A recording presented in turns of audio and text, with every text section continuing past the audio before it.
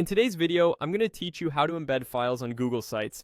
Whether you're sharing a photo, a PDF, or a Google Doc, embedding it directly on a page lets visitors view the content without downloading anything, which keeps your site clean and easy to navigate.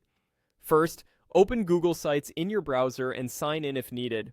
You'll land on the Google Sites home screen. Look for the Recent Sites area, which conveniently lists the sites you've worked on most recently.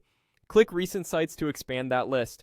Choose the site you want to edit and click it to open. I'll use a sample site for this walkthrough, but the steps are exactly the same on any site you select. Inside the site editor, focus on the right-hand side of the screen. That panel is called Insert, and it's where you add content blocks to your page. Click Insert to make sure the panel is active and visible. Next, click Drive. This opens the Google Drive Picker, which connects straight to your files. You can embed many file types here. Images like JPG and PNG, PDFs, as well as Google Docs, Sheets, and Slides. For this example, we'll browse for a picture, use the folders in My Drive to navigate to your file, or type in the search box at the top if you know the file name. If your content lives in shared locations, you can switch to those in the sidebar of the picker. Take a moment to confirm you're in the correct folder so you grab the right file.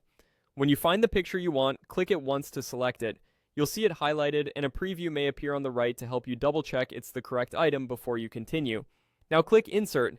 Google Sites adds the file to your page as an embedded element. You'll see a live preview right on the canvas so you can immediately confirm it's there and looking the way you expect. That's the complete workflow. Open your site, go to Insert, choose Drive, browse to your file, select it, and insert. A few quick tips to keep things smooth. If other people will view the page, make sure the files sharing in Google Drive allows them to see it, otherwise they'll get a permission prompt.